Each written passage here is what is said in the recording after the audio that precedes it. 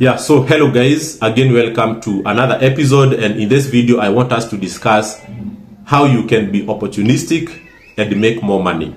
And by opportunistic I mean by you being well informed about how the taxi business works before you invest. Recently I discussed with a driver who pays 1,700 shillings to the partner every day.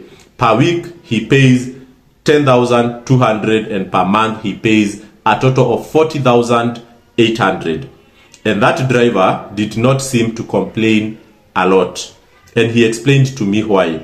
He said that the partner who gave him the car invested in a car that is not locally used. So it is an ex-Japan car. That car was a Daihatsu Mira 650cc. And I sought to understand from that driver how comes that he was paying the partner 1,700 shillings per day when other drivers are being asked for as low as 1,000 or a maximum of maybe 1,300 per day, but he was being asked 1,700 per day, and he told me that he was managing to pay that amount very comfortably. And I thought this information should be subject to a video so that I can educate you on how that is possible for you as an investor. I have always advocated for people to buy the smallest car possible, the smallest cars possible, or the cheapest car possible that they can get from the market. And this is how it works. So for a Nissan Days, or for a Suzuki Alto, or for a Honda N-Wagon, or a Daihatsu Mira, a car that is 650cc, that has not been locally used so much to a point that the fuel efficiency has been distorted. So for ex-Japan cars that have not been used locally will normally have a very good fuel efficiency. And for that Daihatsu Mira had an average consumption of 22 kilometers per liter. And that is the analysis I want us to break down and show you how you can buy a car and ask your driver for 1,700 shillings, and that driver will still manage to pay you that amount without struggling and be in a better position compared to other drivers. So as a Daihatsu Mira was consuming on average, and I saw that on the dashboard, for the last 4,000 kilometers that driver had covered, the average consumption was 22 kilometers per liter. So as I have mentioned, at the end of the month, that driver will have remitted 40,800 to the partner. You get my point?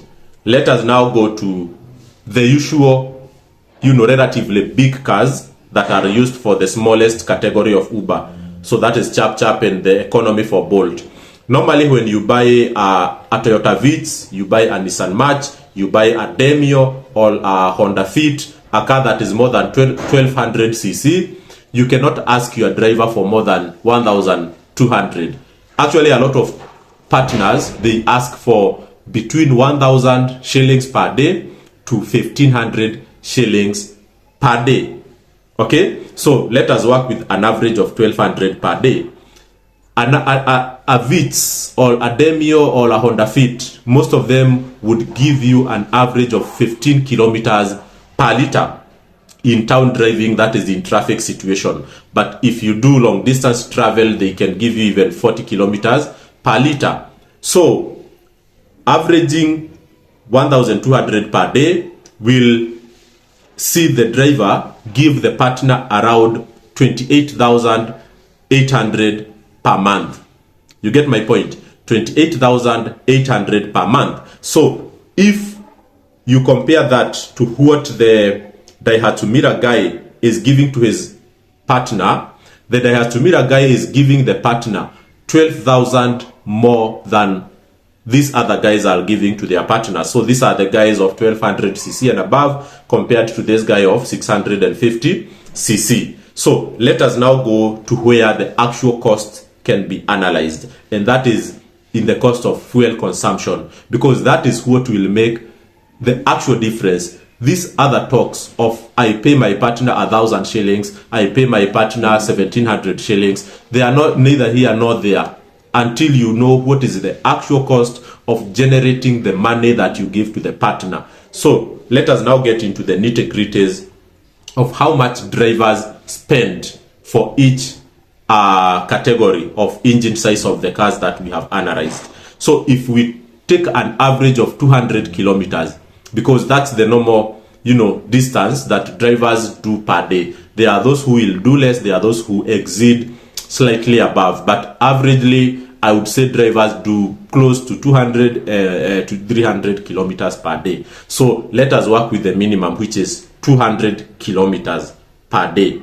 So for a car that does 22 kilometers per liter, that is the 650cc that have good efficiency, the driver for that car will require only 9.1 liters to cover 200 kilometers if that car is averaging 22 kilometers per liter. And if we are buying that fuel at 200 shillings, okay, if you are buying that fuel, let's say 180 shillings, I think that's the actual price for today. If we are buying it at 180 shillings, it will mean that that driver of Daihatsu Mira, the 650cc, will require around 1,650 shillings to fuel the car, to collect, to do 200 kilometers. Let us now go to the 1200cc cars and above that average 15 kilometers per liter. So the driver will require 11.8 liters to cover 200 kilometers, which is the average distance that drivers do per day. The total amount of money that that driver will require is 2,200, around 2,200 shillings. While for the small car, we have seen that driver will require around 1,650. So the difference in terms of fuel is almost 500 shillings. And every driver knows that today, that those who work with the 650cc, they will spend 500 shillings less on fuel compared to those drivers who are working on 1200cc cars and above. And that is where the difference comes in. You get my point? It simply means that for you who is asking your driver to give you 1400 and he has a 1200cc, in actual sense you are asking him for 1800 shillings compared to the one that is driving a 650cc. I hope you are getting my point.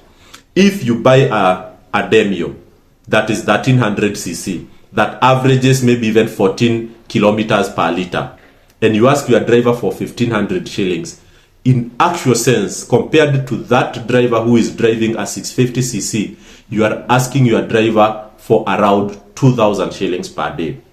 So these drivers who have tested efficient and very, very fuel efficient 600cc, they will tell you that they would prefer to be asked for 1,700 with that instead of paying 1,300, 1,400 with the 1,200ccs and above, especially for the cars that have been on the road for quite some time, that have done more than maybe 200,000 kilometers, that have had a lot of engine inefficiencies that lead to even more fuel consumptions that average even 13 kilometers per liter. I have seen a guy driving a Nissan March that was doing 13.5 kilometers per liter. That, I'm telling you, he cannot compare himself on any basis with a person who is driving a Daihatsu that is 650cc. And you know what we have just done here? The difference in 500 shillings. You get my point? It is in terms of fuel consumed per day. So, and you know, for every fuel that you consume on your car, there is an equivalent amount of money that you will collect that is equivalent to the distance that you will travel for that fuel that you have put into your car. So if the Daihatsu Mira guy has an advantage of 500 shillings in terms of fuel, that is close to like 2.5 liters, that guy can, collect an extra 2,000 compared is it like if you fuel like 500, you can collect maybe even like 1500 on top, compared to that guy who is driving a 1300cc. So whatever that 1300cc guy will collect, you have the potential to collect 1500 on top, because you have an additional 500 shillings for fuel.